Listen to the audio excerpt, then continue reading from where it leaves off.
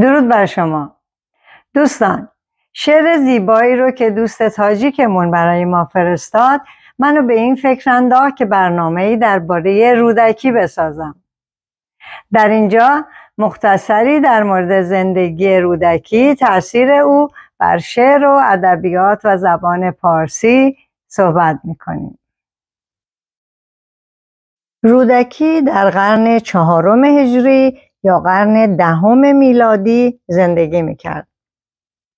او در روستایی به نام بنوج رودک در نزدیکی نخشب و سمرقند در تاجیکستان فعلی به دنیا آمد.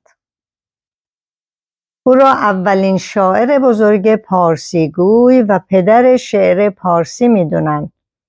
همچنین تا قبل از او کسی دیوان شعر نداشته. رودکی تقریباً همزمان با فردوسی بوده و همانند فردوسی در دوران سامانیان میزیسته. هر دو در دورانی زندگی میکردند که مردم داشتند به فرهنگ و ادب از دست رفتهشون توجه بیشتری میکردند. رودکی که در زمان خود استاد شاعران دیگه بود، نقش بسزایی در زنده کردن زبان پارسی که در حال از بین رفتن بود داشت. متاسفانه بسیاری از آثار رودکی که بیش از 1,000,000 بیت بوده از بین رفته و تقریباً 1037 بیت یا به گفته 1022 بیت بیشتر از اون باقی نمونده که همین تعدادی که باقی مونده نشان دهنده زیبایی و روانی شعر او در حفظ واژه‌های ناب فارسی است. فردوسی هرگز رودکی رو ندید، چون وقتی رودکی فوت میکنه فردوسی نوجوانی بیش نبوده، ولی بعدها بسیار تحت تاثیر اشعار او قرار میگیره و میگن وجود آثار او بود که به فردوسی کمک کرد که از نظم کاخی بلند بسازه.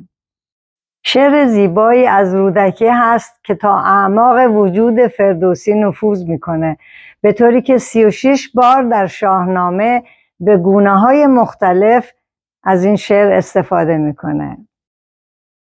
هر که ناموخت از گذشته روزگار، نیز ناموزد ز هیچ آموزگار.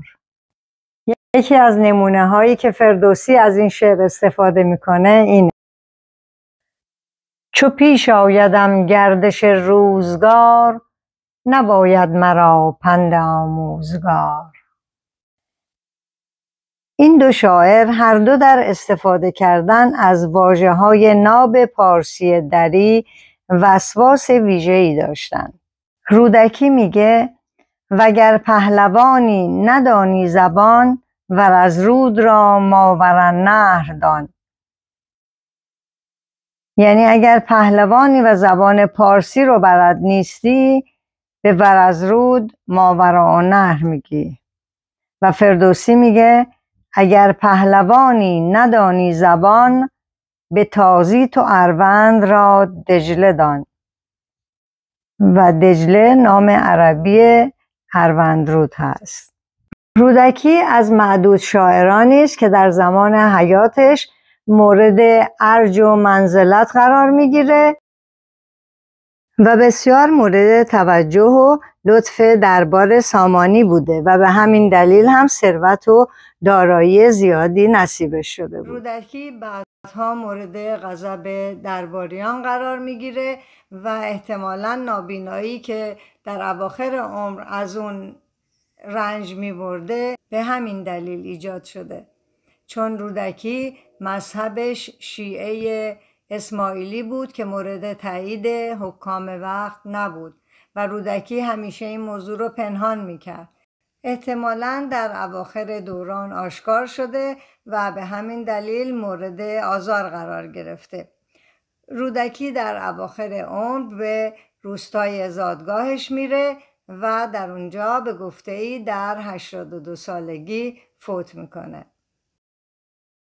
مقبره او در شهر پنجرودک یا پنجکت تاجیکستان قرار داره. در برنامه برنامه آینده به شعر بوی جوی مولیان و دیگر آثار رودکی میپردازیم.